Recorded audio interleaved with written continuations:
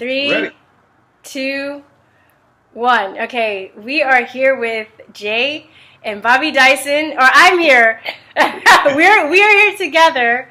I'm Yeah. so glad that they took me up on their offer to interview them. Some of my subscribers actually recommended your channel to me, and that's how I became familiar with their stuff. So. Anyway, so I always start out with the first question, and then it just kind of flows. And that question is, have you always been on the Democratic plantation? And if not, when did you decide to leave? Or if so, I came when did you... I came off the plantation before it was even fashionable to Oh, come off the plantation back in the 80s, and Bobby even earlier than me. oh Uh, wow. and we didn't call it coming off the plantation back then. That's not the way it was termed. It's pretty much after looking at what that party was all about, we just decided we can't do that anymore with the Democrat Party. Not really, not really looking at, hey, I'm walking away from the plantation, but we didn't term it like that. We didn't define it like that. Because I walked away in the early 80s when I was in the military. I had started to see the differences between the way Republicans and Democrats looked at the military. And then I had some history behind me because of the fact of how soldiers were treated by the left when they came back from Vietnam. 'Cause I'm a teenager during that time, and our oldest brother went to Vietnam Uh-huh. in 1969. And when he came back, I remember him saying that the first thing he did was come out of that uniform when he got back because of the way soldiers were being treated when Wow. they got back. And Wow. so that always stuck with me. And then when Wow. I was in the military myself, then I saw the differences between how the Democrats and the Republicans treated the military. It became really easy for me to start looking at the Democrats, and then it really became easy for me to walk away. I want to know. I mean, I can only imagine, but what specifically, like, how did the Democrats treat the military as opposed to the Republicans? Like We what? we whenever we had a Democrat administration. I went in when Jimmy Carter was president during that administration.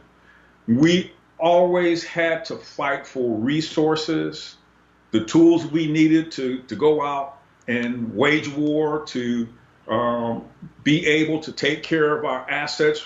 I was a helicopter mechanic, so we were always behind the eight ball when it came to money to operate. And then when Reagan came in, he came in, hey, anything you guys want, it's yours. We're going to strengthen and grow the military. So we saw the differences. Never saw a raise during Carter's administration. Never saw a raise for the military. And when Reagan came in, we were getting raises every year. We were getting the tools and the resources that we needed Yeah. that we weren't getting when Carter was in office. And then you hear how the senators and the congressmen on the Democrat side were always bashing the military. We were ineffective. We were just a bunch of hawks out there just wanting to wage war. It was like we were the enemy. And then And, you and would, you're risking your life. yeah, every day, Yeah. every day. Yeah. And they would always pay more respect to foreign militaries than they would to our Oh own wow. military. Oh, So, how insulting.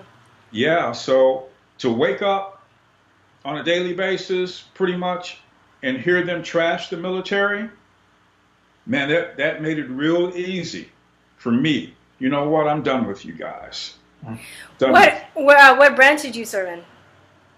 Air Force. Oh, thank you for Yeah. your service. How about Bobby? Did you No, serve? No, I'm in the military. I tried to get him to go in, but he would never go in. You know what? I must admit, and I'm so glad I didn't go down this road. I kind of almost fell into that trap because, you know, just being in school, right? You're kind of taught, oh, America's horrible and they do horrible things, and you know, I was going down that road, and what really kind of snapped me out of it was, moving out of America and living in another country to realize how good we have it. And even in a good country, I lived in Taiwan for 2 years. So they're still very westernized. They still are very pro-America. But I guess there were just little things that we had here that they still didn't have. That I definitely, and then just also, you know, I started a podcast with my friends, so I would talk to people in the military. I would, you know, get their point of view. And I remember one time on Facebook, have you ever seen that quote from Henry Kissinger? It was during a Woodward and Bernstein interview, but somebody made a meme out of it. And it said, military are useless pawns for our...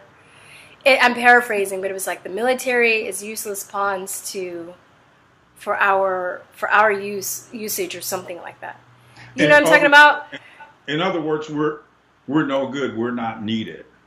Or they're just used. Basically, he was just saying the military was dumb and they were used for their, you know, they were disposable and that. And I put that meme on my wall. Now, I put it on my wall to show that, oh, this is what the elites think about the military. Absolutely. But I had a friend of mine see that, and he thought that's what I was saying about the military. So he came at you pretty hard. We got into a huge fight, you know. But I also, you know, I can see why the way the system is the way it is, why a lot of people are burned by the military itself, you know, because a lot of people, I think most people that go into the military, they don't go into the military to wage war. A lot of people go because maybe they want to travel or they need help paying for college or they do want to serve, but they, you know, not in a necessarily warlike manner. And it also, to me, it seems to draw two types of people, no black and white, either very heroic people or very like psychopathic. Like people, you know, but a lot of. You know, I beg to differ with that. I stayed in 20 years. Okay. And I never saw any like psychopathic behavior. Okay. What I saw are guys going out and doing their job. That's what I saw every single day. Guys loving what they did. I was around, and I'm still friends with a lot of ex-military guys. We have a certain camaraderie that you don't find anywhere else in society. Okay. I didn't want to cut you off. I was going to ask that too, because I can see that bonding, especially the way that society is now. A lot of men don't have that opportunity to really bond with each other at a very masculine, manly level. And I think that actually is a strength that our society needs that we don't have. And women need that too. Like, we need time with each other, but we also need time to kind of be with our own sex, so to speak, and kind of and strengthen our selves that way. But let me give you an example of what it's like. In 1975, the Cambodians stole one of our boats.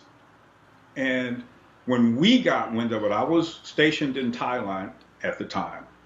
And they stole one of our boats, kidnapped the crew, and the crew was American. And you know what the feeling was, Verstine, amongst us military guys? That's my family. Let's go get our boat back.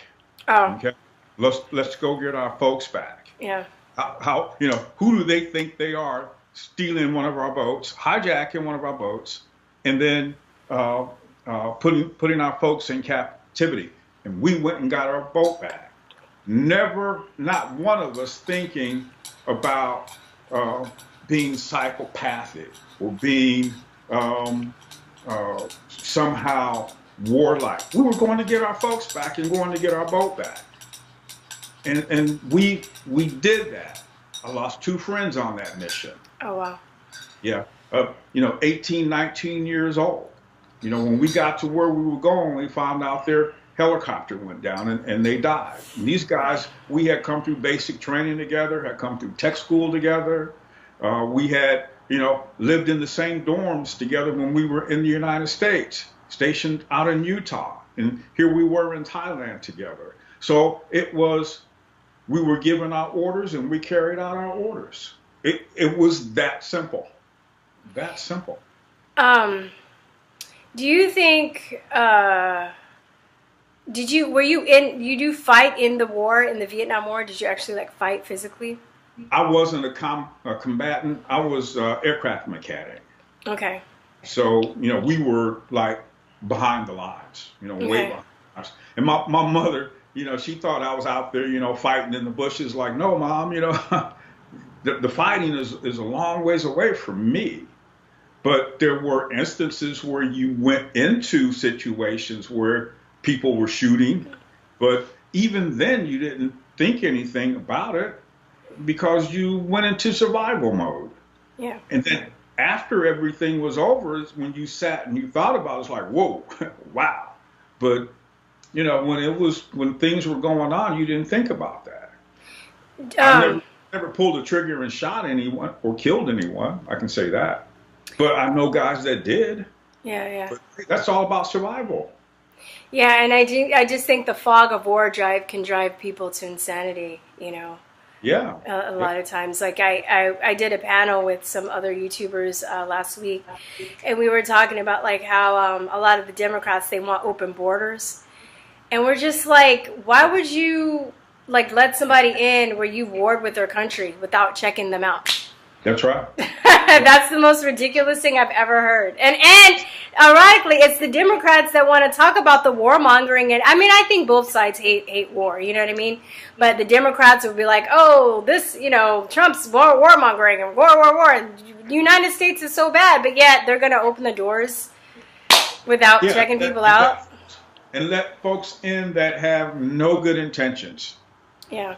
At all. They want to be here to work from the inside and destroy from the inside. So if you have open borders, what's the consequence of that? The consequence is not good. Yeah. A lot of these people are just very delusional. They're very their development's arrested, It's defective. Yeah, they have this baby style of thinking. I don't really get it. But living in Texas right now with Beto running for Senate, and I'm kind of seeing a lot of people's mentality. It's all these people that want open borders that aren't going to be directly affected by the people coming in. They live in rich neighborhoods and gated communities. Yeah. That's the elite. The elite won't have to deal with it. Yeah. You look at California, it's not the elites that are having to deal with what's going on in San Francisco and San Diego and Santa Ana and Anaheim. Yeah. Los Angeles. It's not the elites that have to deal with that. It's the everyday folks out there that get up and go to work every day. And the elites don't want to hear them. I was watching some video last night. People coming into, city council meetings, and they're upset about what's going on. Oh. And the city council people, man, they don't care. Is it Grindall 61? Say again. Is it Grindall 61? Is it his channel? I can't recall what channel it was. Yeah, I believe it was. It's Grindall 60. Yeah, he has great footage of stuff. Yeah. I've actually even made copies of some of his videos because some of his stuff that he gets is so good. I'm afraid they're going to erase it. Mm-hmm. But I think did you see the one? There was a black woman and she was talking about how her friends are Latino, and she had on the MAGA hat. I think so. Yeah. That was in Los Angeles. Yeah. So I'm originally from Los Angeles. I'm in Texas now, but he's in Los Angeles. He gets a lot of great footage like that. Yeah. Yeah. All right, Bobby, it's your turn. I hadn't heard nothing from you. You gotta talk. Well, can't be up in this interview and not say nothing. So when did you get off the plantation, or did he drag you along with him? The plantation, like you said back then, we didn't think of it as that. I think when it was finalized. You're talking basically a 20-year process from like 1968 to like 1988. Okay. When Martin Luther King was shot, you know, I probably listened to every speech the man gave, you know, and I understood, you know, Medgar Evers and all these guys, you know, I listened to those guys. And what I understood was that they were talking about, you know, right of access. You know, James Brown had a song out back then. Open, you know, I don't want anybody to give me nothing. Open up the door and I'll get it myself. Yeah. That was the Oh, attitude. really? I'm going to look that song up. That sounds awesome. And I love James Brown. That was the attitude we had back then. Well, after Martin King died, it changed. You know, Nixon became president, you know, got elected in 68. You know, the Vietnam War was going hot, you know, and everybody was like, you know, guys were coming back 2, 3, 4 years older than me. You do not want to go over there. You know, if you can get out of that, don't go. Well, you know, they started doing the lottery. And so that's how I got out of it. Because I came within 5 slots of going. Hey, could you explain to me and our listeners how that worked? I'm curious. I never really asked anybody.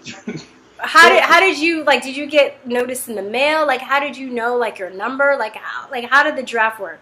Well, I think it was either in March or April. They would, like, it's basically like the lottery on TV. You know, they would toss out back in this was probably before your time. They tossed all these balls in this machine, and they would just pick them out as they came. They would do this on TV, national TV. They would do 365 balls. Yes, yeah, a ball for every day. For every day of the year. And that year, they would pick. They would actually pull the ball out of the machine, you know, and say the date. And they would start it out. They probably go they were doing troop. You know, they were trying to get more troops in the country. So they went like to 256. Well, by the time I graduated high school, it was down like to 105 or something like that. And I think I came out like 115 or something. And but yeah, they would literally pull your ball out, you know, the date out of the machine, and they would, you know, place them down and say, this is the first, you know, if you're born on the first ball that was picked, you definitely are going, you know. And it was so. That's where they did it. And it was so what if you didn't watch TV? What if you were like, I didn't see it? Oh, you would get your letter. Oh, you would get your letter. Yeah. You were going to get your letter either way. It was just like a heads up. It would be greetings from Uncle Sam. Yeah. Yeah. And what if you were like, I didn't get it, and you just ripped it up? Nah. Threw it away. And, you know, and then Uncle Sam would slow walk you. What if you were on vacation? And you're like, I'm in. Wow. And so every 5th ball, I can't remember exactly. If you got, if you were like the 1 through 1, 2, 3, 4, you're probably Army, you know. And the 5th ball, I think you would be like Marines. So everybody was looking at every 5th ball because somebody wants to go in the Marines. Yeah, that's hand-to-hand combat. But they were doing this because, you know, everybody was hollering and screaming about, you know, the draft, you know, because before that, you would just get your letter. Mm-hmm. You know, there was no system or anything. They would just send out letters. You know, I don't know how they did that before, but you would just get a letter saying, you know, you're going to the military. And so then they came up with the lottery system, you know, make it feel like you were, you know, had a chance and stuff. You know, it was a bunch of nonsense, but, you know, made it feel like it was a bunch of nonsense. But in 68, when Martin King died, it changed. It went from right of access to, hey, look, you know, you guys need to make room for these people. It went from merit and character to just skin color. And that pissed me off. You know, I'm 15, 16 years old. I was really upset about that because we were raised on our merit. You know, you have to prove yourself. Now you don't have to prove yourself anyway. And all through the 70s and most of the 80s, whenever you got hired, you would get these looks like, you must be affirmative action. You couldn't have earned your job. So obviously you're not qualified for this position. I can't fire you because you're black. I can't fire you because you're a woman. And it got so bad in the mid-'70s, you as a black woman and women's right, you would get hired first because they killed two birds with one stone, a minority and a woman. But I worked my butt off, so I would have earned it too. No, we all did. I worked my butt off. Huh? Well, if you didn't get where you're at, this is one of these obvious things. You didn't get where you're at because you got affirmative action. Because if you were a ward of the system, you wouldn't be doing this. Yeah. See that? Yeah. So things like that speaks for themselves. And when you're talking to people, and at that time they came up with Black History Month. Then I was really pissed. Yeah, because why isn't it just history? Yeah, it should be history. Yeah. And I think, because I've talked about this too. I'm sorry, I'll hold your thought because I want to interject a little bit. But I've talked about this with my friends. When I went to, I fortunately had a cousin and a couple people in my family that will always kind of feed me other information other than what I was being taught in school. But when I went to college, it was the first time I was taking, I got to take classes specifically on Black history, and I was really excited. But then I was just like, well, why is this only, delegated to Black people? This is, everybody should know this because it affects everybody. Yeah. These decisions, these events, these people, this affects everybody. It shouldn't just be for a small group of people to know. History is history. It's very vast and it's very nuanced, Yeah, and so, that upset me at that time. And here you're talking to a kid in the 5th grade who wouldn't sing Negro folk songs. And the music teacher, well, why aren't you singing? Well, what's with the Negro folk song? Why ain't it just a folk song? Why it's got to be Negro? And it's like, well, blah, blah, blah. And I wasn't hearing it, and I'm 11, 10 years old. I wasn't hearing it. You woke up. You took the red pill. You were already out the Matrix. The idea, you're telling me that I'm not an American. That's how I took it. Yeah. Yeah. They're telling me that I'm not an American. I got to have a lighter skin color to be American. I'm like, no, I'm an American. I was born in America. I don't know jack scratch about Africa. I am an American. Yeah. And they kept coming up with these terms, African American. And at the time, I was kind of trying to get into the Islam thing with Farrakhan until okay, y'all don't know what y'all talking about. So, Yeah, and you're on the other end of the extreme. Yeah. You're just as bad as the KKK guy. Yeah. I work with every day. He talks the same stuff. And so it's in 75, I was at a dope house. I'm not going to lie. I was at a dope house. And there was a guy there and named Don. And every time I saw him, he had Wait, you said a dope house? Yeah. Okay. This was the 70s, girl. Oh, you were having fun. That's okay. We were crazy. But anyway, he would always have his head in a book. And it was like, why are you always reading a book? And he was trying to learn how to read. And I'm like, I'm used to meeting guys, uncles, great aunts and stuff that did not learn how to read. Because, they're from some small country way in the bottom. They didn't have a chance to go to school. They had to work, and stuff. So they didn't learn how to read. But when I started running into people younger than me that couldn't read, I said, wait a minute, something's wrong. Something's wrong. Then I started paying attention. And it was like, well, that's not true. Bunch of liberal, white liberal friends, and they would, well, I understand, I'm sympathizing with you and blah, blah, blah, blah. I say, but what about him over there? That poor white guy over there, I got it better than him. You treat him like dirt.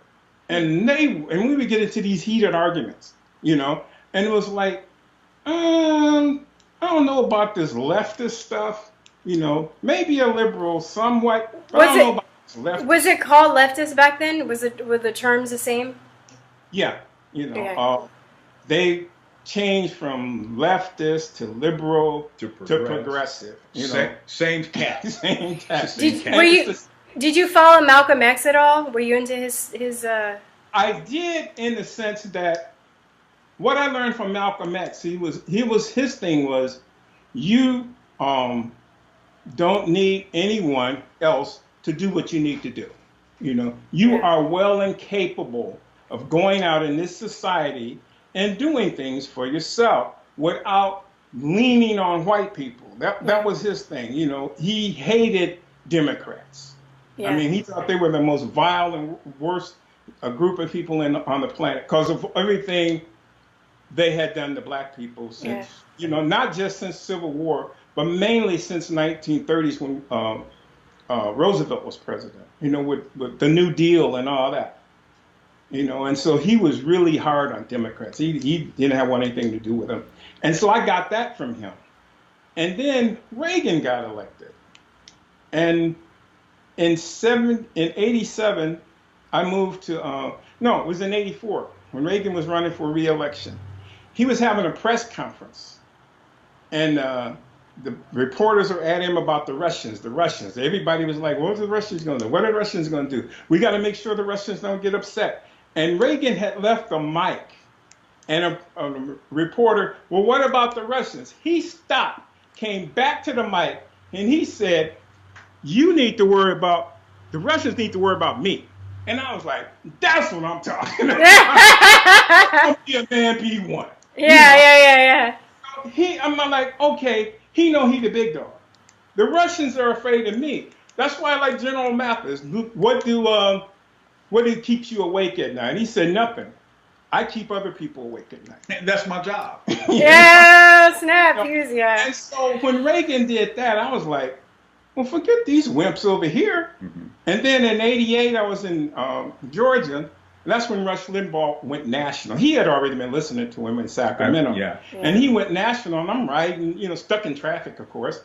And I'm sitting and listening to this guy. And I'm like, well, who the heck is he? Because everything he's saying, that's what I think. I believe that.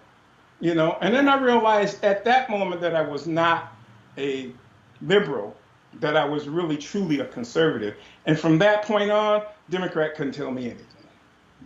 And for me, in the 80s, when Reagan had come about, because I started listening to Rush Limbaugh when he was in Sacramento on KFBK AM station out there, and we would sit around in our office and listen to Rush Limbaugh. And then when he went national, it's like, you guys, I've been listening to him for years. So he resonated with me before he became national, because I lived out in Sacramento at the time, and that's where he was. That's where he started with his radio show. So in the 80s, for me, it was like, I feel so much better being in the military now, because we have an administration that is pro-military. When Reagan left office and Bush the first became president, I started seeing some waffling from that administration. And then when Clinton came to power and we had our first Gulf War in 1990, first war, and I remember distinctly how the mainstream media was portraying the military. Here we are, the biggest and baddest military in the world, and they're saying that, hey, the Iraqis, they have a large and powerful military, and how is the American military's equipment going to operate in the desert over there in Iraq? And I'm thinking, because we used to do a lot of joint exercises with all of the militaries, the Marines, the Navy, the Air Force, the Army, Coast Guard. We always worked together. And I'm sitting here thinking, it's like, these guys have never heard of 29 Palms. And 29 Palms is out in the desert. Yeah. And they do a lot of exercises, military exercises out in the desert. So our equipment has already been proven that it can operate in the desert. But they're portraying it as if our equipment's going to have problems because they're not going to be able to operate with all the sand. Well, that's what 29 Palms is. So I'm listening to that. It's like, why are you guys denigrating our military and lifting the It's like they're purposely trying to psychologically twist your morale. Yeah. Yeah. Yeah. Yeah. See, but us guys in the military at the time, we're not buying that because we know who we are, we know what we're about, and we know what we're capable of doing. But And it's just like in World War II, right? Didn't they do something where they would drop leaflets like, psychological warfare, saying you're gonna lose, it seems like it's kind of a form of that, Yeah. And Japan tried that in World War II with Tokyo Rose. But the guys over there fighting in the Pacific at the times, the Marines over there, it's like we know what we're about. We know what we're capable of. We understand who our enemy is. Hey, Tokyo Rose, you can talk all that crap you want. We know what we're capable of doing. and Jimmy Carter got elected because of the war. You know, when the war, when the fighting stopped in '75, we got out with '73, something like that. When the fighting stopped in '75, America lost the war. Well, America didn't lose the war; they just quit fighting it. And even after America left, the South Vietnamese weren't losing. It's when Congress defunded their effort that they started losing. And see, these things you didn't hear on TV. You had to dig these things up. Oh yeah. And you would hear them constantly bashing the military, constantly bashing the military, constantly bashing the military, saying this equipment ain't the A1 Abrams was a piece of crap, the F-15 was a piece of crap, the F-16 was a piece of crap. I heard that all the time. All the time. So when it came to the Gulf War, the F-15 was, they was going to start knocking those things out of the sky, blah, blah, blah, blah. And F-15 has never lost an AC engagement ever. Because the Iraqis had the fourth largest air force in the world. So that was going to be something. Is that true? Well, at the time it was. At the time it was. Yeah. Because they had, the Soviet Union had really supplied the Iraqi army with a lot of equipment. Okay. But the equipment is inferior to what we had at the time. But the media was painting it as their stuff was superior. And we heard that junk all the way from the end of the war all the way up until then. And it's like the military don't even count. Like you were saying, the militaries are stupid people. They're ignorant, uneducated, and all this good stuff like that. And it's like you treat these guys like they're nothing, like, men and women like they're nothing. Like this, you only went into the military because you couldn't do anything Because you couldn't do anything else. That was I volunteered for it. Yeah, that was the basic attitude you got coming out of the Vietnam War. Nobody wanted to hear about the war anymore. I found the quote. Hold on. It says, military men are just dumb, stupid animals to be used as pawns in foreign policy. Yeah. Again, you go back, and I can speak for all of my brothers, for each and every one of them. I volunteered in 1973. This is after the draft. And one of the reasons that I went into the military is, one, I wanted to go see the world. Yeah. A lot of people say that. Yeah. I knew that I could not do that on my own. Yeah. And then once I got into the military first team, I enjoyed it. Got myself educated while I was there. And the guys that I know from the military, they're not dumb. They're not stupid. We don't consider ourselves pawns for for foreign policy. We went in to do a specific thing, and we did it. And we did it with pride, and we did it with honor, and we took care of each other. One of the things that people have to remember, especially during my time in the military, is who was in control of both houses of Congress at that time. Yeah. It was the Democrats. They had control of both houses of Congress during and after World War II, all the way up until 1992. Whew, please don't let them get control again. Yeah, so people don't realize that specific part of it. So what do we hear? We hear the bashing of the military day in and day out. And again, us that are in the military at that time, we're saying, no, we're the biggest, baddest animal on the face of the planet militarily. Yeah. There's Yeah. no one that can come up against us militarily.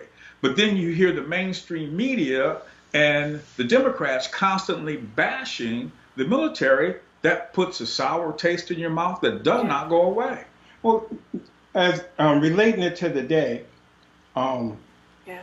the past 8 years, ISIS couldn't be defeated. Yeah.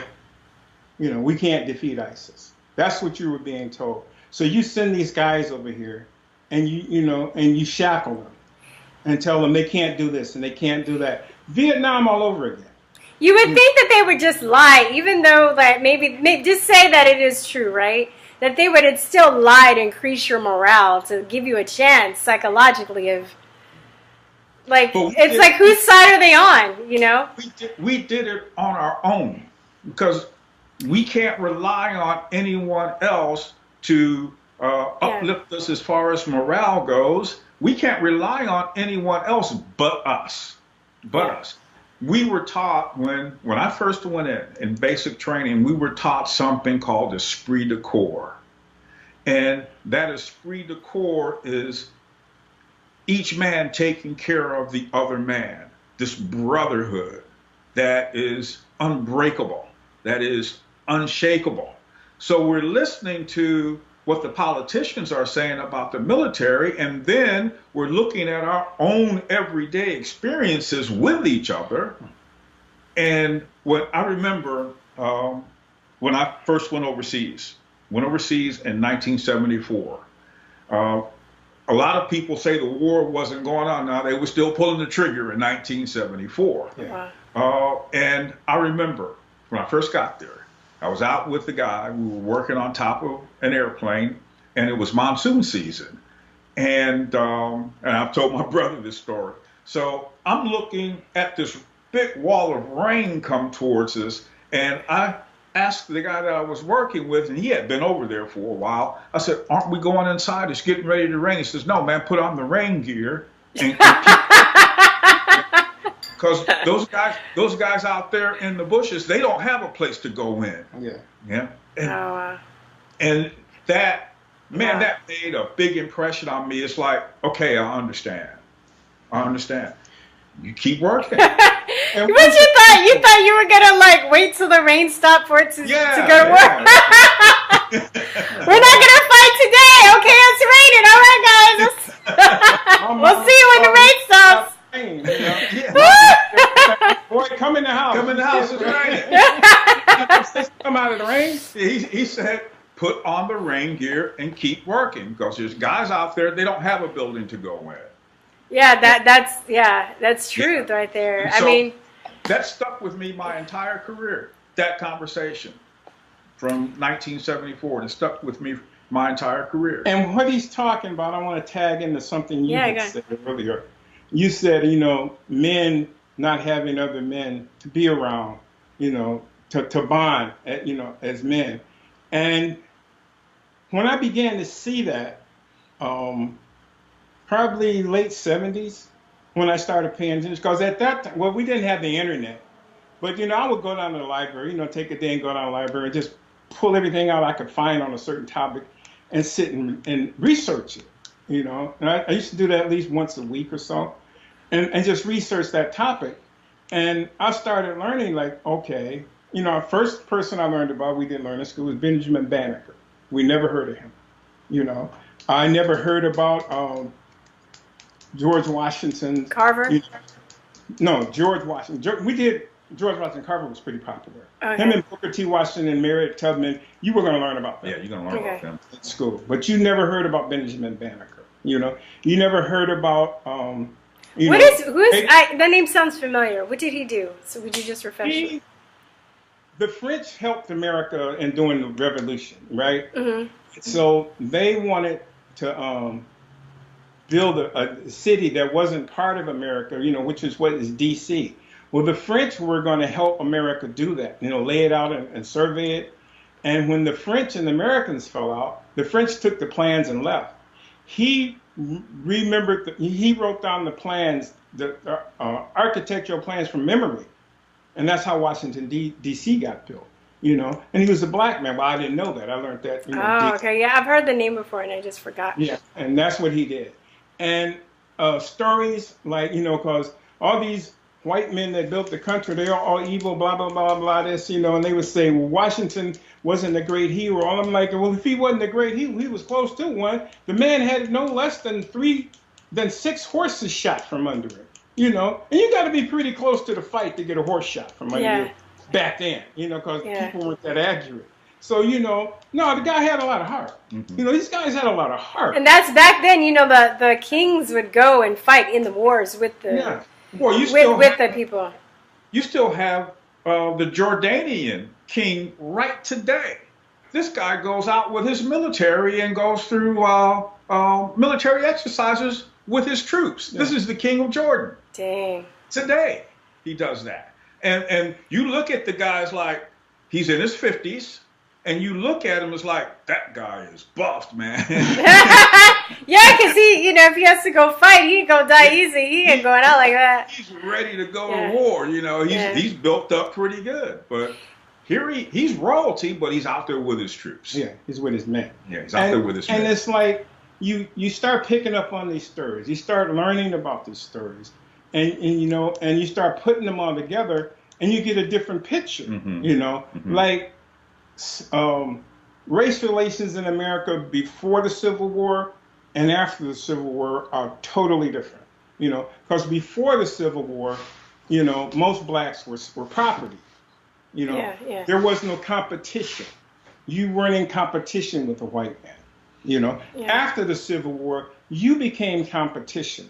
Now you got to be demonized because we gotta keep you from competing against us.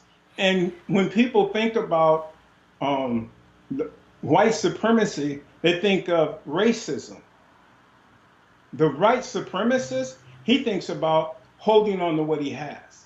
Yes. Yes. And I was watching a documentary back in the 80s, and this old white racist and down in Mississippi, he said, well, we got to keep the races separate because you let people get together, they're going to naturally mix. And we can't have that, And I was like, oh, he wasn't keeping me from the white woman. He was keeping her away from me. Yeah. That's how he looked at it. Yeah. Because he understands men and women are attracted to each other. Yeah, exactly. And if they spend time enough with each other, all that nonsense is going to go away. And they understood that. Yeah. And so today it's like, this hatred thing that you hatred. have, that wasn't, even back, I say past 1920, that's not what it was. The hatred came in after the KKK reformed and when Woodrow Wilson became president, a whole other story, but when he became president, he was the one that segregated Washington, D.C. Before Woodrow Wilson became president, Washington, D.C. wasn't segregated. Blacks and white worked together in all departments of the government. And when he got here, the Southern aristocrats didn't want to work with black people. And that's how Washington, D.C. got segregated. When you look at all this stuff, we'll go back and see, and the footprints and paw prints you're going to see on it is Democrat. It's Democrat. Every time. They do not want people united. They don't, we can't have people getting along. And you see that all throughout their history. I want to ask you something too. What are your feelings on JFK, who is a Democrat? What are your feelings about him? And then I also want to ask you about what were your feelings of Muhammad Ali choosing not to go fight in the Vietnam War? Those two things. So that bothered me because I knew so many guys that had gotten drafted and went without question. And for me, I'm a teenager back at that time.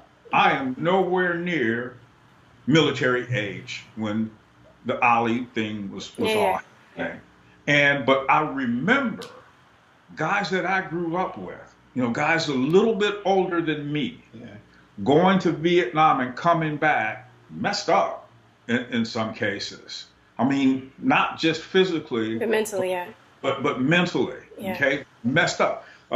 Eugene P's older brother went and fought, in '65, and he came back Yeah, and he was just all messed up. Yeah, he wasn't. So I'm seeing guys that I know, black and white. Dwayne Hackney, another one.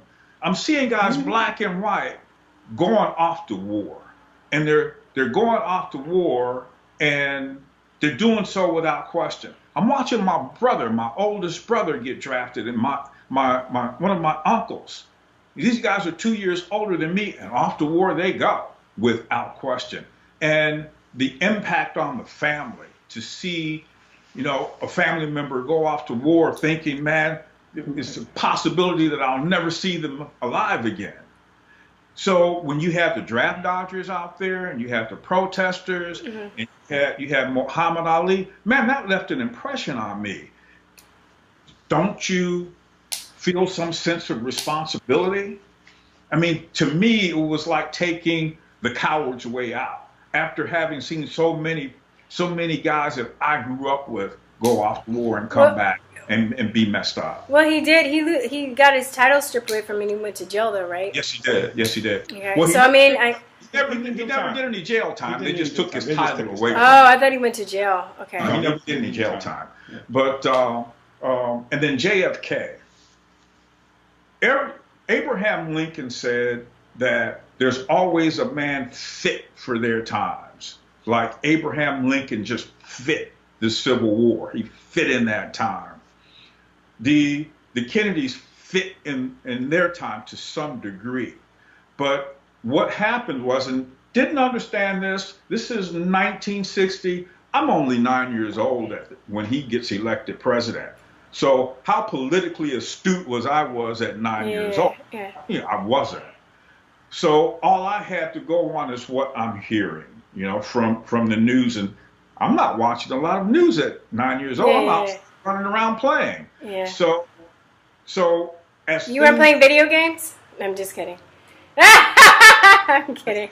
So as things were unfolding at that time, I'm not paying attention to that. It's only after I get older that when I go back and I start researching and find out, well, hey, these guys, him and his brother, Robert Kennedy, they were in a situation where the racism in the South is now has been exposed to the whole world, because you have television now exposing all of this racism in the South. Now people can see the Jim Crow. Now they can see the bigotry. Now they can see the separate but equal. Now they can see colored only and white only. And like Bobby said earlier, now they can see that black folks don't have access to the same things as people, white people in the South, and even in the North. Even in the North. Because a Democrat is a Democrat, whether he's a Southern Democrat or a Northern Democrat. There's no distinction. So when you go back and you look at that part of history, it's like, well, these guys, the Kennedys at that time, they had their hands tied. They had to do something. You couldn't sweep it under the rug any longer, because now the whole world is what's going on in America, and more specifically in the South. They're seeing people like Viola Louisa leaving Detroit and going down in the summer of '64. Okay, the civil rights summer, going down, and here she is, a white lady, and she gets killed. They're seeing Cheney and Swarner and Goodman, these guys disappearing, and they find their bodies later. Oh, is that the civil rights workers in Mississippi? The Mississippi burning was based off of? The Mississippi burning movie. So they're seeing all this. They're watching black people afraid in the South, because here comes these northern whites, these abolitionists, so to speak, like they had back in the '60s. Carpetbaggers. The carpetbaggers from the North. They're seeing them come down, and they're trying to get black folks registered to vote. Yeah. And hey, that white boy's not wanting to hear that. Oh no, they didn't. No, they didn't want to hear that at all, because you're coming down here trying to change our way of life. Yeah. Well, see, the way of life back then was complete servitude. Yeah. Just another form of slavery. Sharecropping was just another form of slavery. Yeah. That's what it was. So now all of that's been exposed to the world. So what position are the Kennedys going to take? Well, they can't side with the Dixiecrats, as they were called back then. They can't side with them, so they have to do something because the world knows now this is not something that's kept, and held close to the chest any longer. It's out there for everyone to see. So they have to do something. You know what they would do?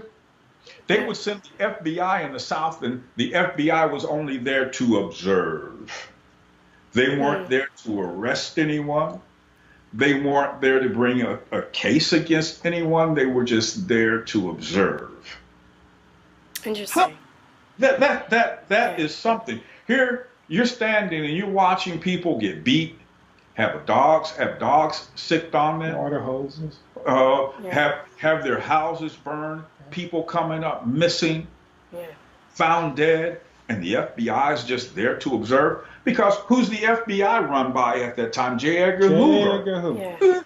One of the biggest Democrats and racists ever known to mankind. Jedgar, we call him. Yeah. But, at the time, Verstein, as a 9-year-old kid, 9 to, 12, 13, I wasn't paying attention to that. You reflect on that stuff. Yeah. No, but I mean, you still remember it, so I'm just trying to get through your eyes what was it like, and then you go back and now that I'm older, I'm gonna have to reflect on a lot of the Nixon, Reagan, all that stuff, because I was told something different and I had a different perspective thrown at me. Now, because of where I am, I'm gonna have to reassess and reanalyze a lot of that stuff and see where I stand with that. Because see, for us, my mom and dad left the South in 1952. I was a year old. Bobby was 6 months old. Covington, Tennessee is where we were born. And there was an exodus from out of the South to the North back when we were like infants. Black people were coming to the North because they were coming to get these jobs up here.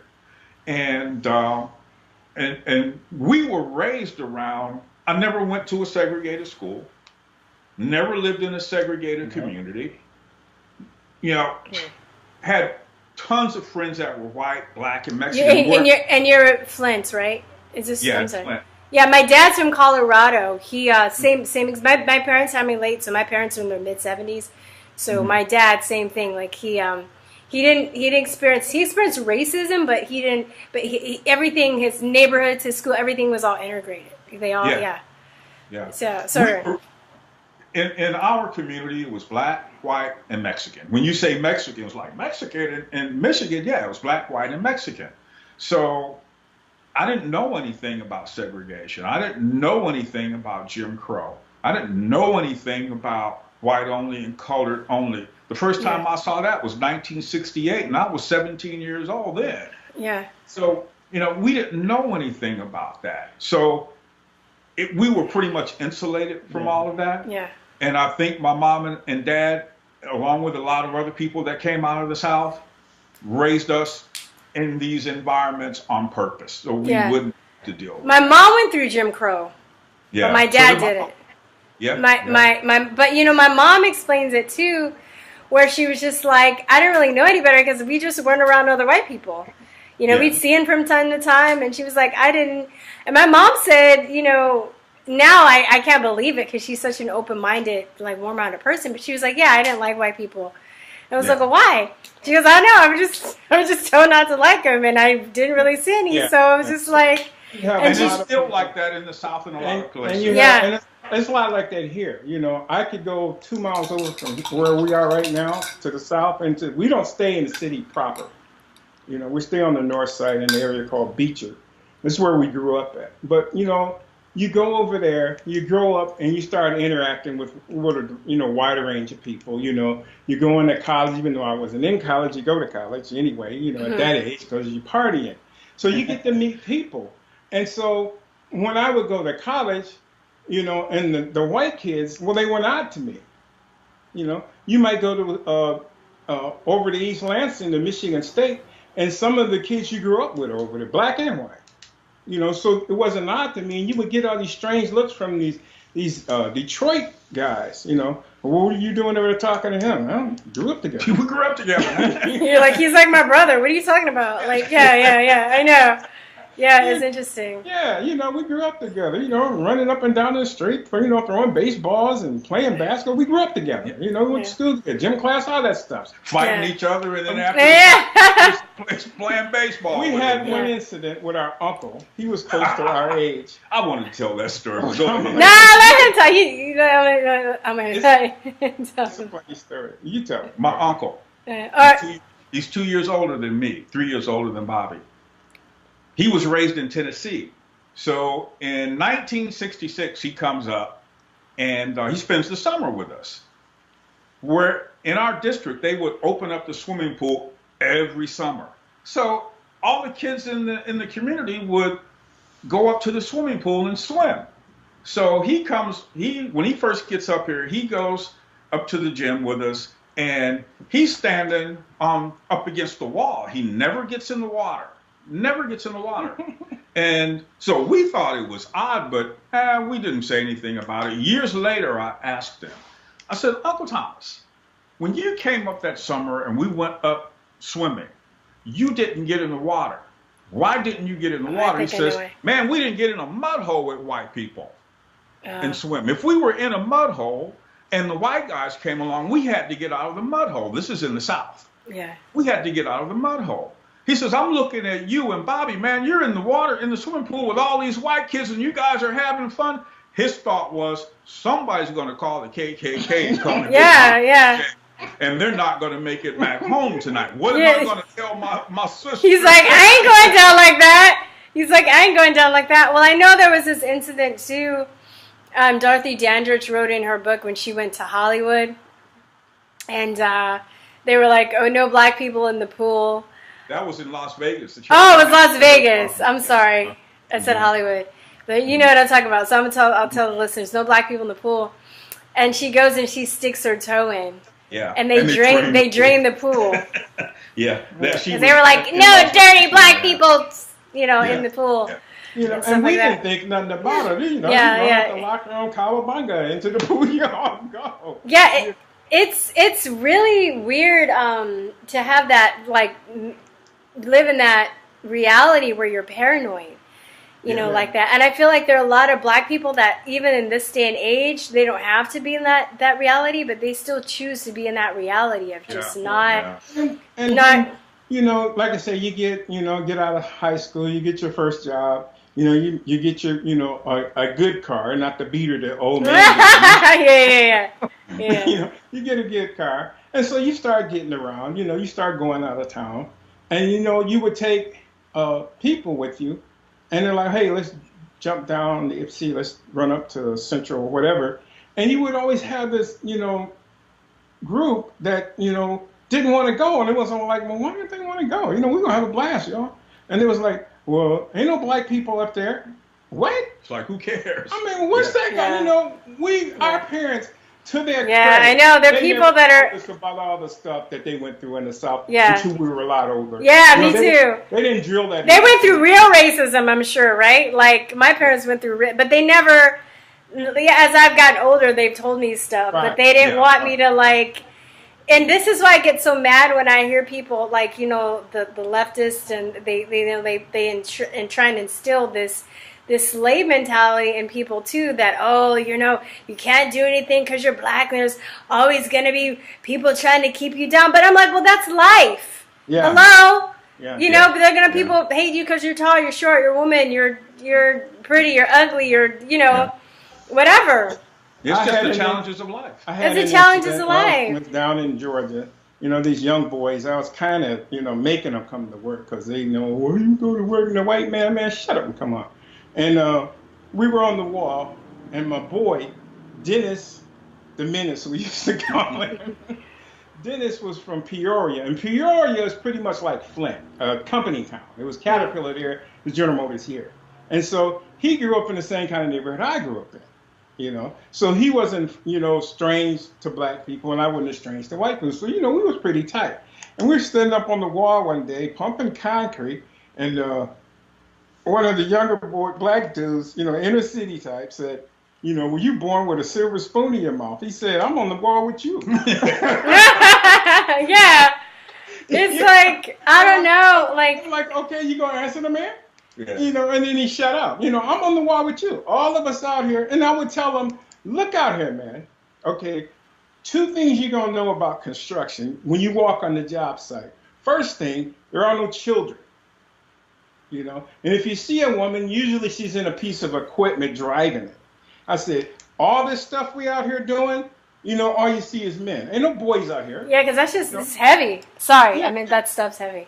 You're not a boy anymore. You're a man. Yeah. All these guys out here are men. You're gonna start acting like it. And I would tell them, when you come on a job site, usually you get hired one day and then you start work the next day.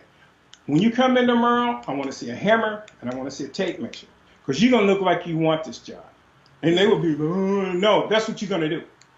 And they would do it, and you would see the change in them, because I was always pushing them. Man, why are you always pushing at us? You don't push it at that white boy. I said, because the white boy pushing at him, I'm pushing at you. Why do you think he's always want to take you over there and don't want him working with me? Want you working with me? He don't want you to learn anything.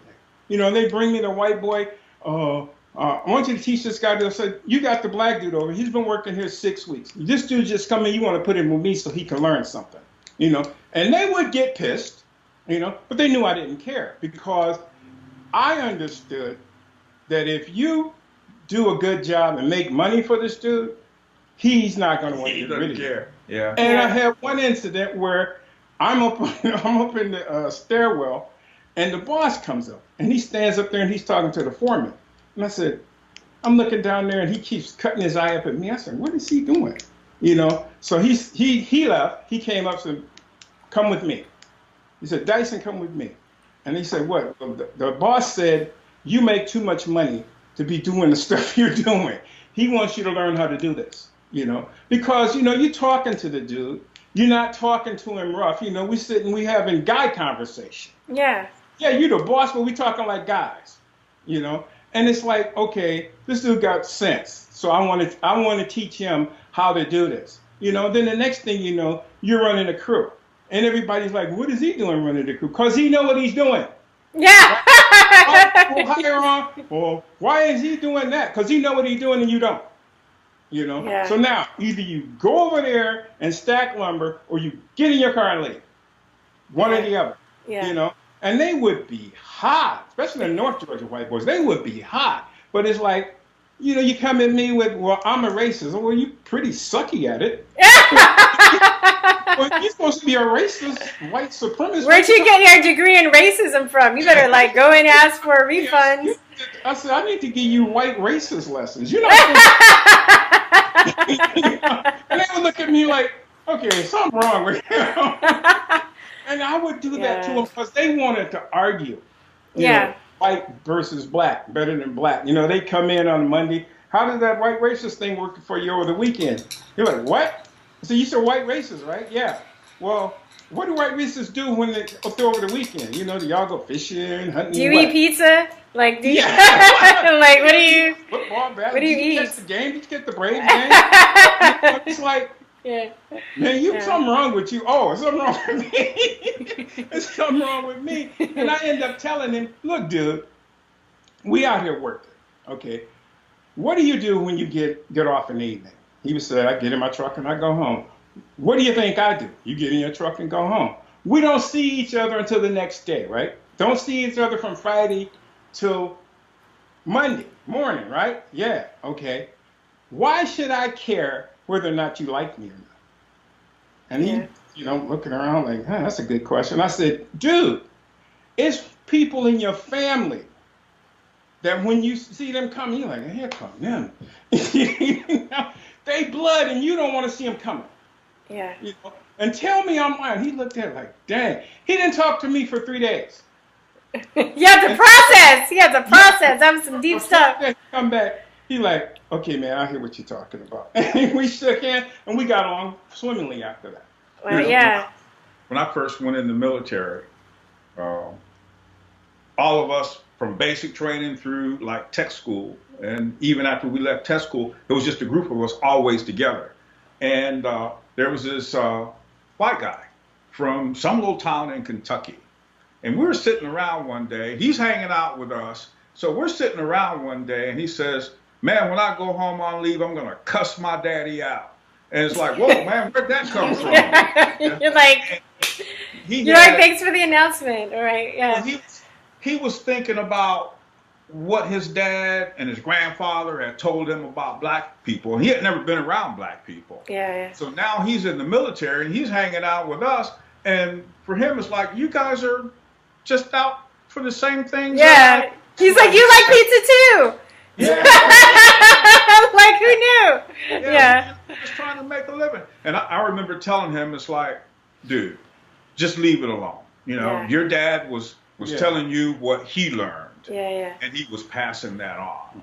So now you're out here and you see for yourself that what your dad was telling you doesn't have any truth to it. Yeah. And that was back in 1974. Me and that guy, man, we're still as close today as we were back then. Have you seen that documentary where the guy goes around and he befriends Klan members and he gets them to leave the Ku Klux Klan? I can't think of the name of that documentary, but yeah. I know you're talking about where he talks Klan. He got they give him their Klan uniform. Yeah. Puts them in the closet. He talks these guys up out of there, Yeah, and it's basically explaining to people, all you want to do, the things you want to do is the same things I want to do.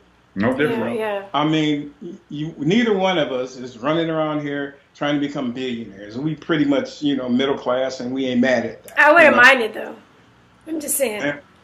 I said I wouldn't mind it though. I wouldn't mind being a kid. No, I wouldn't mind it, but Yeah, we just basic things. Don't have that ambition. Yeah. To do that, and it gets to the place where that's okay. He's content with that. That's him. That's her. I'm fine with that. You should be no. You call your shot. Like I tell my nieces and nephews, they're all about 40 years old. I said, and she's having problems at work, and I said, look, you getting at the age, between 35 and 50, where you're going to decide who you're going to be the rest of your life. You're going to start deciding, okay, I don't want to do that. Ain't doing it. Yeah. This is okay. And you're at that age where you're making those types of decisions. Your kids are grown, you're playing with grandchildren and stuff like that. And it's kind of, a point where, man, do I really want to be angry at somebody about that? Yeah, it's ridiculous. It's a waste of energy. At 38, I was like, that's too much energy. Yeah, you gotta I look at energy like how you spend your time. Yeah. You want to direct your energy in certain things on certain people, and And that's what the Democrats about. Yeah. They're all about being angry all the time. Yeah, it is the victim and angry, and it's funny because one of my jobs I work for Lyft, and I mean sometimes I'm open to being proved wrong. I haven't been proved wrong yet, but I can basically tell a lot of by people's political position by their state of mind and what they complain about and what they talk about, and it's always either being really angry or being in a victim mentality, and it's so unattractive. Not in a sexual way, but just in a I don't even want to be around you way. Well, it's that group thing. Yeah. It's group thing. Last week, this guy, I run an online business, and he comes at me, and immediately he's throwing out the N word, and he's cussing at me, et cetera, et cetera, et cetera. What? And it's like I finally got to a point. It's like, man, I don't do super black, He was black. Huh? He was black. I don't do super black. No, the guy was black. Yeah. Yeah, okay, I know what you mean. You don't do super black.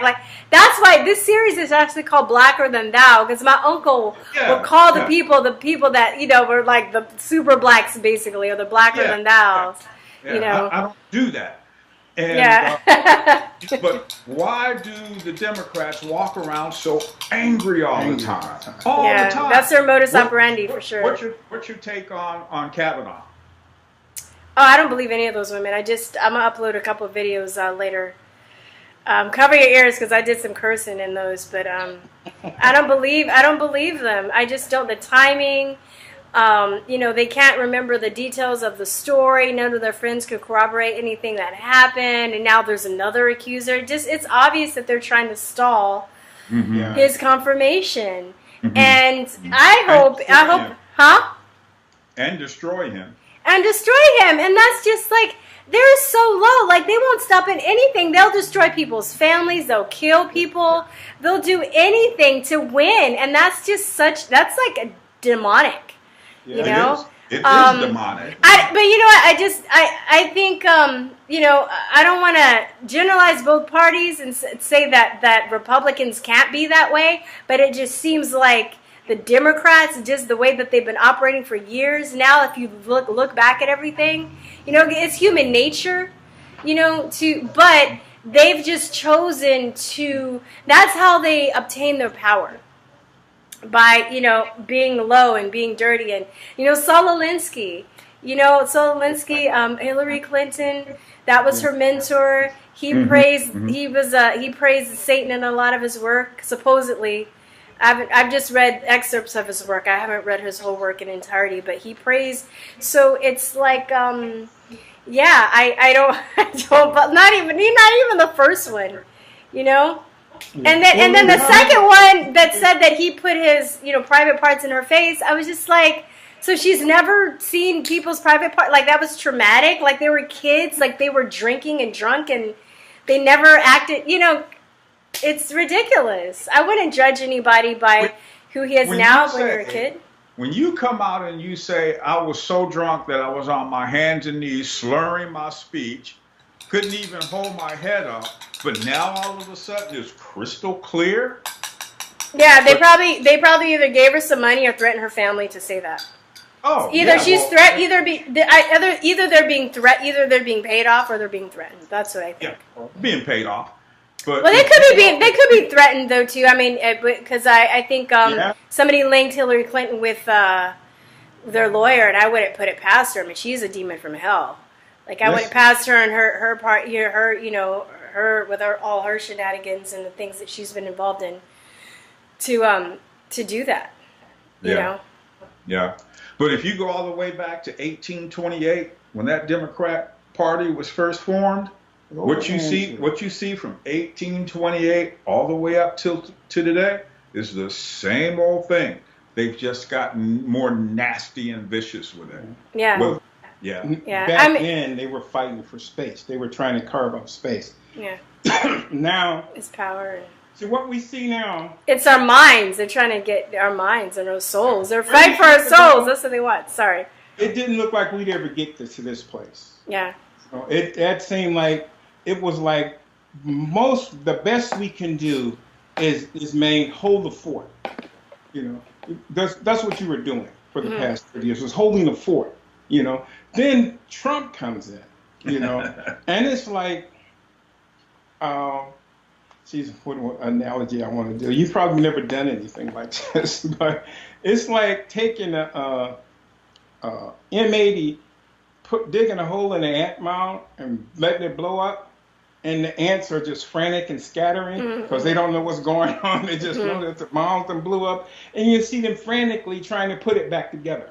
And you'll come back the next day and they put it back together, And it's like, I see the Democrats like, you weren't supposed to be here. It's like, you're not supposed to be here. We were never supposed to lose. Here, Kelly, this is, I'm going on what I heard, that the Queen wanted to pop Hillary because she screwed up. She was that mad. They had to talk her down off of that wall. But, and a lot of people were mad at Hillary, for losing because you had to slam down. Yeah, she's a horrible person, though. I think it was a miracle. It was a miracle. I didn't vote actually at all, but I knew I didn't give Hillary my vote, but I just was really apathetic to voting at the time. I'm going to vote midterms, though. Make sure you vote all the time. I am. I'm going to vote. But now I've gotten my voting spirit back. But it was like you didn't have anything really, looked like they were going to keep power. They were going to hold power. The Republicans saying, well, if you give us the Congress, we'll do this, that, and the other thing. You gave them the Congress and they couldn't do anything. Why? Because some of them were being blackmailed. Yeah. And there's a lot of things going on behind the scene that we probably in our lifetimes, I know him and I, we probably never hear about it, but behind the scenes stuff. And it's like when Trump, that ninth day, I liken it to when Kennedy got elected. It's like, the pall of World War II and Korea were lifted off the nation, and people were optimistic, a lot of the things Trump is doing now go back to that period, the lowest this in 50 years, the lowest that in 30 years, you were having that lifted off you, and Trump getting elected, this is the first time in, my adult life that I am optimistic about this nation, because it looks so bad. I mean, as bad as it looked now, it would have been worse if Hillary was, the 70s, it was like, America was done. That's what you would get. Really? Okay. Yeah, America is done. America is through being a superpower. It's over for America. Blah, blah, blah this and blah, blah, blah, that. Negative, negative, negative, negative, negative. Then Reagan got elected. And everybody's like, whoa, wait a minute. Cowboy actor, what does he know about, what's going on in the country? But then he gets in there. He lowers taxes.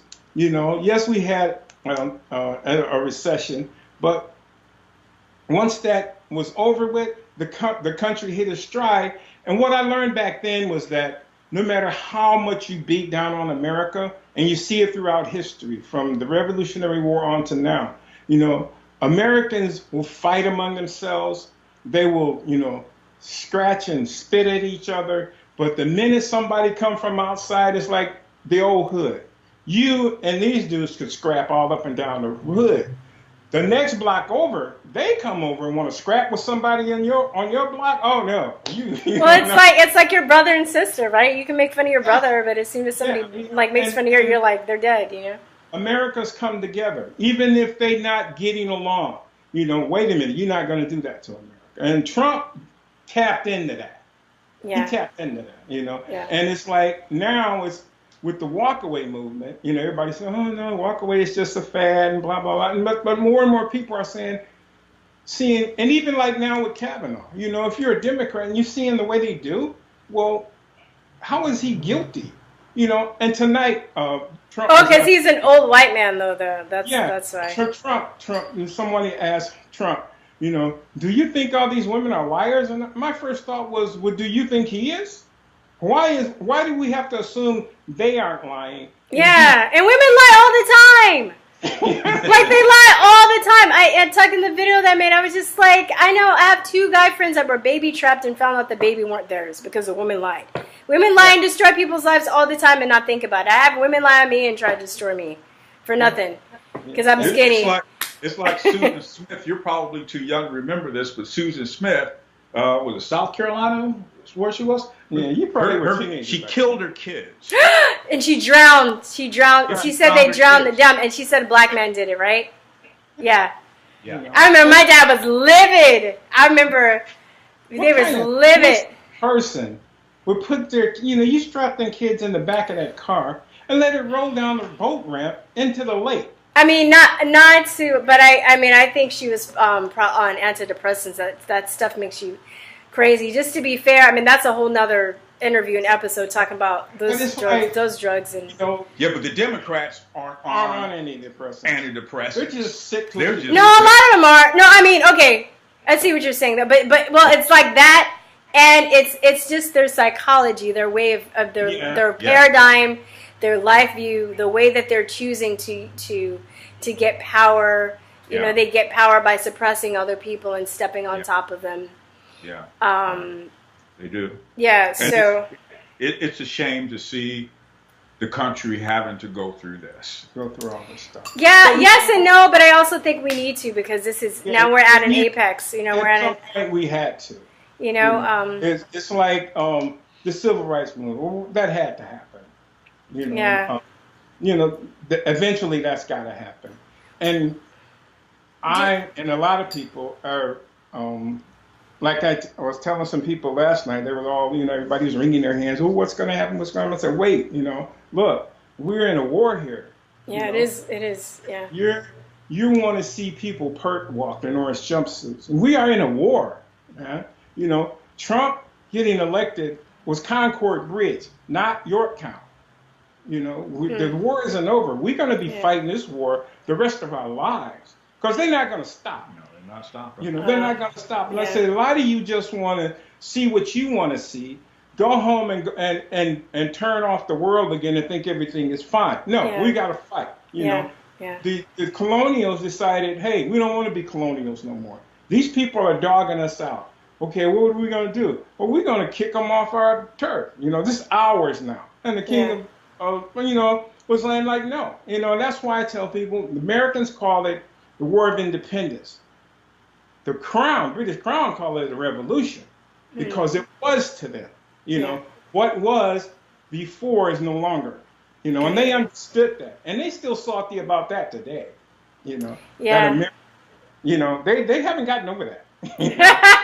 So I keep telling people, we are in a war. You know, Trump's fighting, you know, him and his general. I said, why do you think he's surrounded with generals?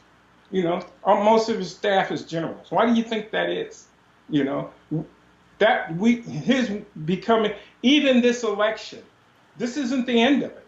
Yeah. You know, if there's a red wave or not, it's not the end of it. Just because you win doesn't mean the South won more battles than the North. And it's just because you lose too doesn't mean it's the end of it as well, you know? I don't know what's going to happen. I'm going to prepare myself. I'm not going to be so arrogant to think that we're going to win. Yeah. But I'm also not going to be one of those people crying and rolling around on the floor because the person, you know, I voted for lost. Yeah. You know. Well, I to look at it like this a lot of times, and I guess people say that to you, because they were, you know, when people start wringing hands, I'm like, well, what are you afraid of? You know, well, what if this happens? What if that happens? You know, are you afraid of the dark? You know, they are. You afraid of the dark? And they're like, well, you know, the fear of the unknown. I said, I'm like General Mad Dog Mattis. Everything in the dark is afraid of me. You know, snap! I'm like, because I'm not walking in fear for something that might happen or could happen. I'm going to walk saying, I'm going to make this happen, you know. And when you get that attitude in you, you know, you didn't get where you are, you know, saying, oh, no, you know, you push through some things, you know, some things that you were kind of doubtful, but you push through them. You know, anybody that's successful has to push through. Yeah, it's adversity. It makes you stronger. And I think a lot of these people too, they're acting the way they're acting because they really haven't had true adversity, and they're having stuff like, you know, participation trophies given, and they, you know, they're getting, you know, coddled and patted on the head for little, you know, many, like, what do you call it, like just petty stuff, you know. And now they haven't worked that muscle, so now the first time in their life and their opponent loses, they don't know what to do. They're like 4 years old again, like, because they can't get a cookie. They're, you know, throwing a temper tantrum. Right. So when they get out into the real world and they get into the workplace where the competition is hard and heavy, they don't know what to do. It's pathetic. It's pathetic. It really is. Raised a generation in this country that thinks like that. Yeah, man, that's embarrassing. My kids ain't gonna believe it. Where did you think that was going to go when you started doing that stuff? Well, see, the left didn't care, you know, and you know, because we're trying to make this docile human being, and when anybody comes at me, I don't care where you are or what you're doing. When you start telling me, well, you know, you got to watch out, I'm like, no, I got to be watched out for. Yeah, exactly. I had this guy the other day who was trying to, I left this guy, he's trying to like convince me that racism was ruining my life. And I'm just like, I don't think so. Like, I'm not really paranoid about race. I'm like, I know what happens, but I can curse people out. I can, you know, stick up for myself. I'm not, you know. And then he had the nerve to be like, what are you, like an Alex Jones fan? I was like, are you kidding me? What's that got to do with it? Yeah, well, because I have the audacity to not be, you know, have that racism whammy thrown on me and be all paranoid. Yeah. Well, and I do like Alex Jones, but that had nothing to do with the presidency of China. You know what I mean? That's supposed to shut you down, Christine. Yeah, I didn't care. You know? Do. Yeah. Yeah. It's like, you think that's going to shut me down, man? Yeah, I don't. Yeah, you don't even know. Yeah, you don't even know, man. I wanted to ask you. It's getting kind of close. I wanted to ask you this, just because you're older and fascinated with this, and I want to get your perspective on. I kind of think I know what you're going to say, but Obama, when he was elected, and how you feel about him? When he was campaigning, I had a conversation with one of my uncles about it, because all black people, it seemed, the majority of black people, oh, we're gonna, with the possibility of a black president. It's like, yeah, okay. But that didn't do anything for me. And I remember I asked my uncle, I said, so why are you supporting him? What reason are you supporting him? He said, because he's charismatic. I said, okay. Let's look at some charismatic individuals down throughout history. Hitler was charismatic. Attila the Hun was charismatic. Genghis Khan was charismatic. Benito Mussolini, Tojo, and Hirohito, they were all charismatic. Was Pol Pot charismatic? Yeah, Pol Pot was charismatic. So you're going to support this guy because he's charismatic, but you're not interested in, what he's about, what kind of character he has. You're not interested in his policies. And I told him, I said, when I hear him talk about fundamentally transforming America, man, that means more than what you think it means. Okay, you guys are so smart. I did not see past that. You know what I mean? I was just like, he's black. I want him to win. Yeah. Yeah, I mean, but you know what? At the time, I could admit that. Now I can. Yeah. I drank the Kool-Aid. I totally did. The first season. He didn't resonate with me at all. You see, black people, it's like you run into a bunch of young boys and they're wearing Martin Luther King, and this was fashionable, I guess, back in the early '90s. Martin Luther King on one side and Malcolm X on the other side. And I would tell them, man, you need to take that off. I said, why? And I said, because you don't know what those two dudes were about. You know what helped me with that, too? Right. First of all, I looked at his life. It's like, okay, so you were raised outside of the United States. Yeah, that was one. So you don't know what it is to live in America and be black. I don't understand all that because I wasn't raised around that kind of thing myself. Yeah. And then I used one experience I had from when I was in the military. It was a bunch of black guys sitting around one night, and everybody's talking about where they're from.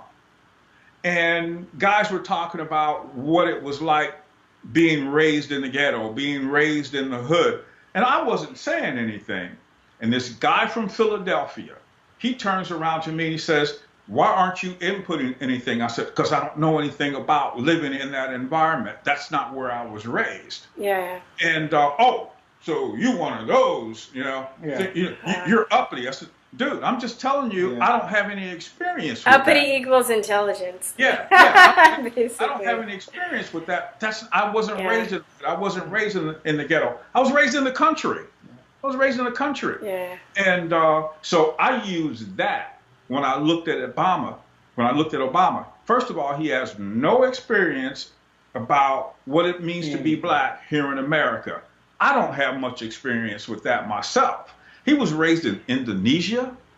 His dad was from Africa. His mom was white. None of them know anything. His grandparents were white, and they raised him after his mother passed away, and his dad didn't have anything to do with him anymore.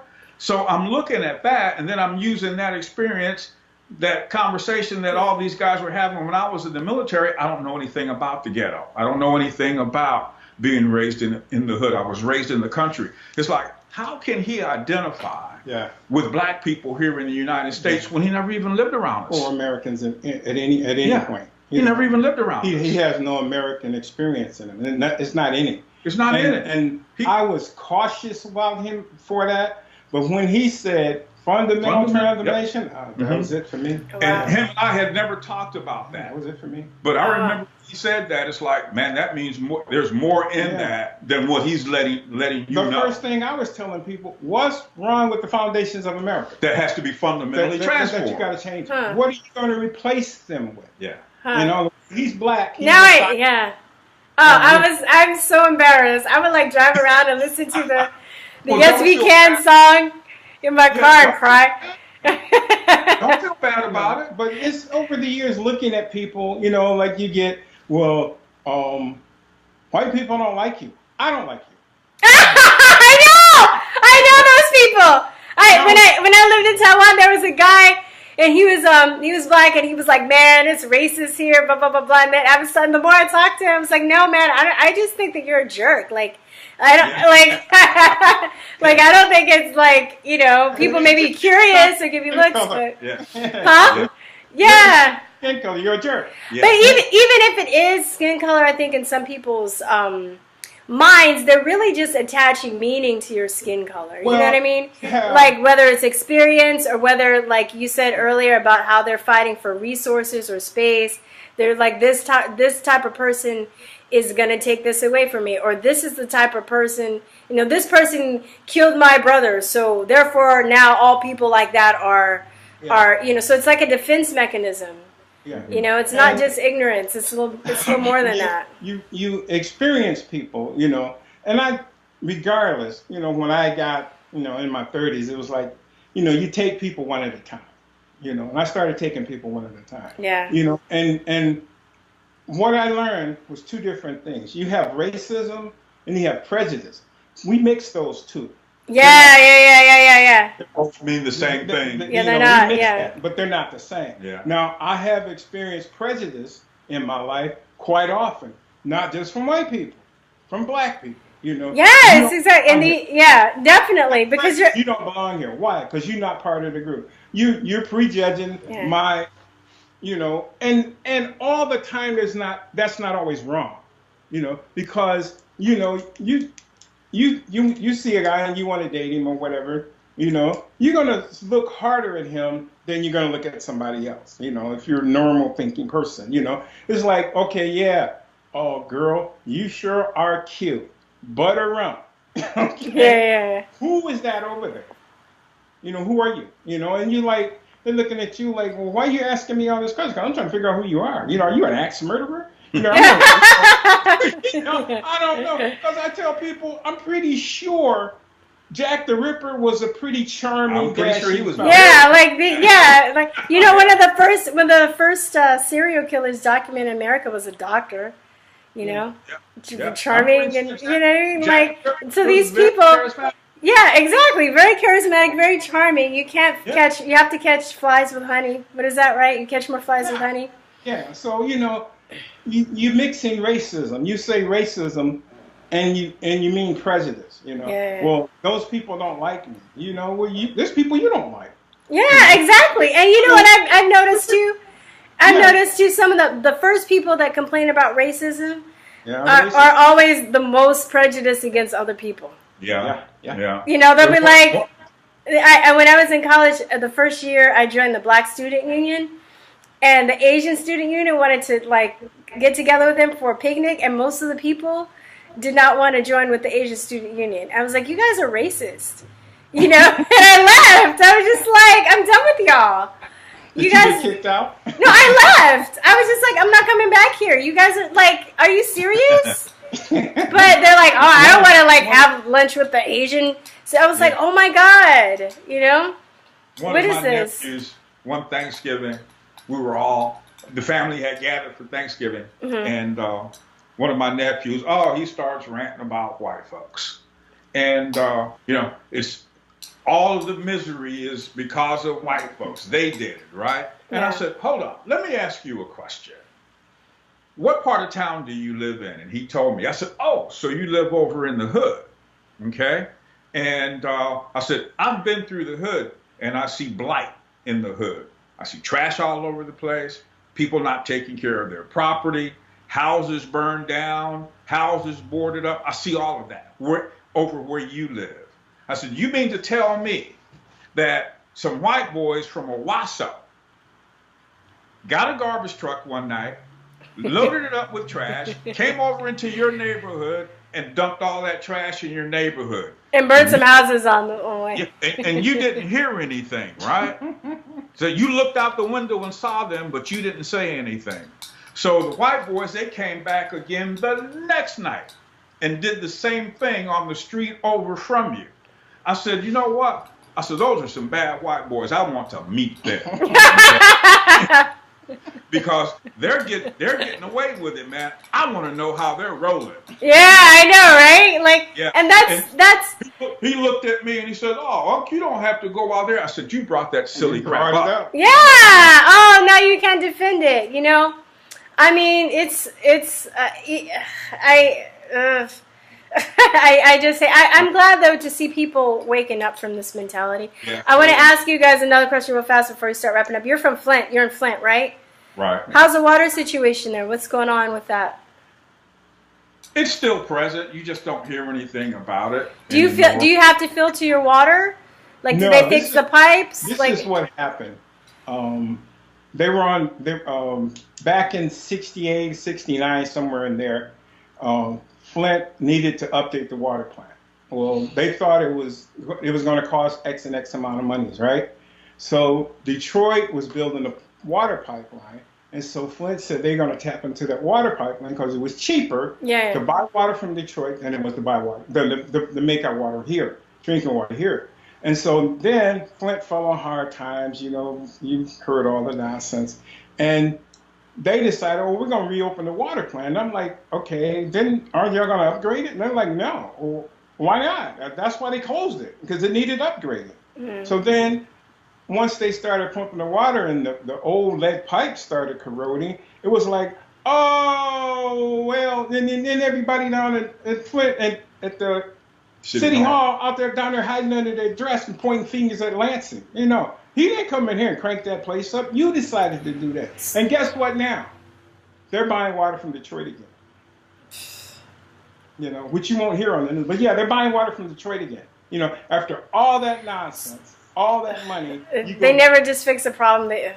So I mean, like, do you have to filter your water, or is it fine now? Like, for you? Most people put, people that could put in filtered water, that could, and stuff. But they've replaced a lot of the lead pipes on, where they are, and they're still working on that. They're still, they didn't just drop it and let it.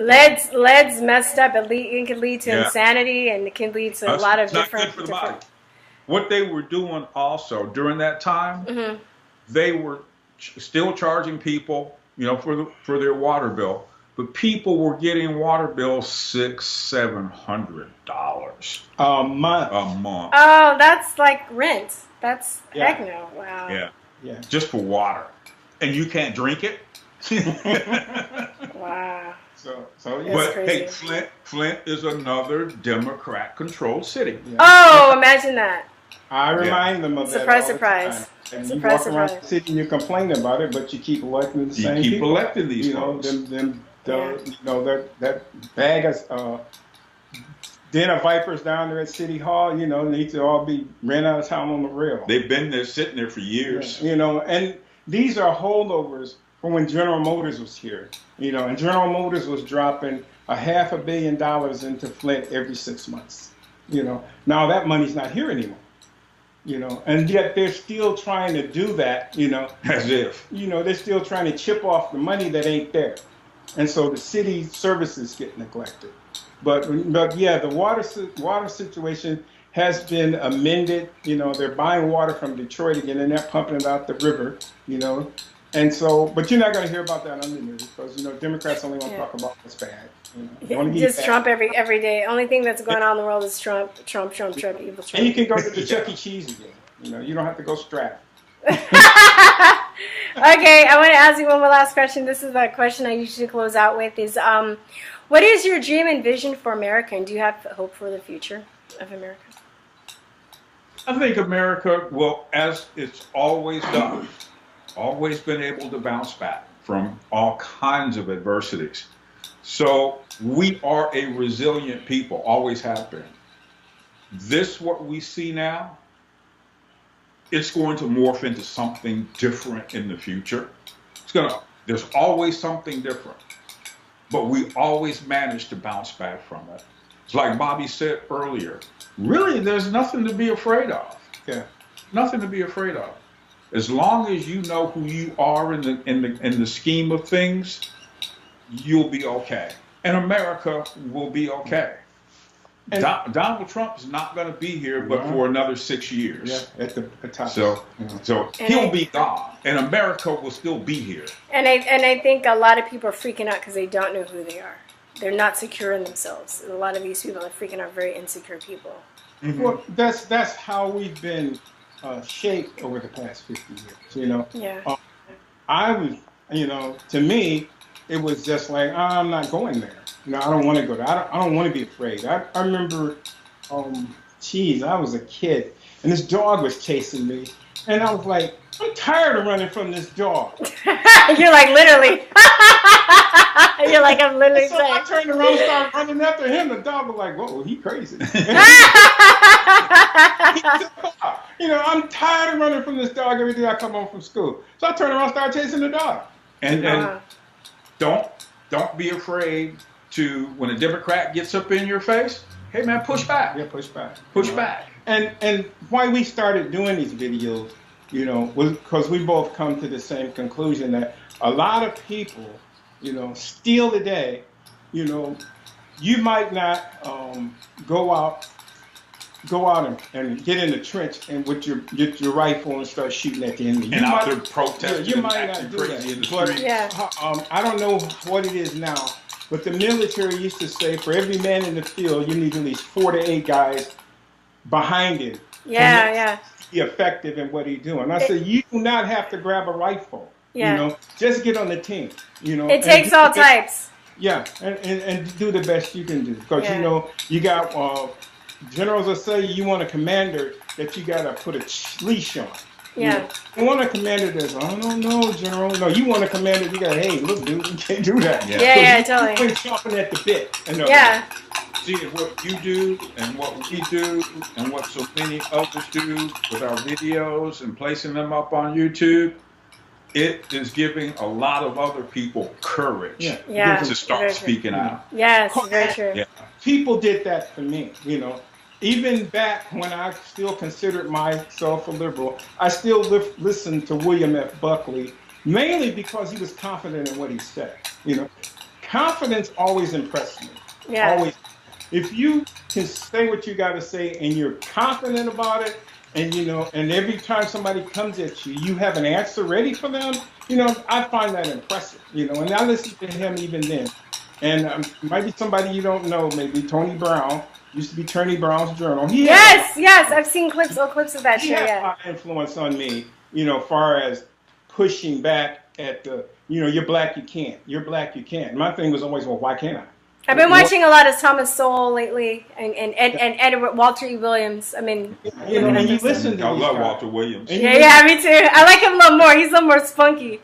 Yeah. He's no nonsense. He's just like talk to the hand. But anyway, sorry. Go on. Sorry, Bobby. But no, you listen to these people and you like, okay, yeah, I know I'm supposed to be a Democrat, you know, but I'm getting less and less comfortable with putting that tag on me. The last time I voted Democrat was 1980, you know, and after that it was like I was dying, you know, because I'm like, when I look at it, wow, you know, it's been 50 years and none of the promises coming out of the civil rights movement, you know, the Democrats are supported, you know. Even before they voted down every piece of civil rights legislation, Yeah. you know, everything that says, okay, here, Verstein, we're going to open this up and we're going to let you do the best you can do. You know? And we're not going to stand in And we're your not way. going to stand in your way. And if you need some advice, hey, we right there. If the Democrats are so great, why aren't these inner city Democrat-run places meccas of economic prosperity? Yeah. You know, him and I can remember Man. when we were kids. Yeah. The corner store, you know, in the black neighborhood was black owned. The corner store in the integrated in the neighborhood we grew up in was predominantly white. The main corner store, Brown's Cash Store, on the way to school, it was owned by a black guy. You know, all the little neighborhood stores are owned by black. Now they're not. You know, the shoe repair place was black. The cleaners was black. You know, there was black enterprise everywhere. Then all of a sudden we get free, as they say. You know, and all that disappears. And you telling me you voting for people that done that to you? How can you support that? You know, and it's like, well, you're angry, and you know, I don't know why you're so angry. I'm not angry. Telling you the truth means I'm angry. You know, when you tell them the truth. And I've lost friends. You know, I lost a friend. We all have. Yeah, it's crazy. It's a definite paradigm shift. You know. Yeah, it is. Where can we find you? Tell them your. I'll also put in links, but tell everybody your YouTube channel. Well, it's the channel was under my name, James Dyson, so you can. But how do they take? Is it James Dyson or Jay Dyson or what? It's James. James Dyson, one word. Yeah. Dyson Brothers. That's it. That's just it. That's it.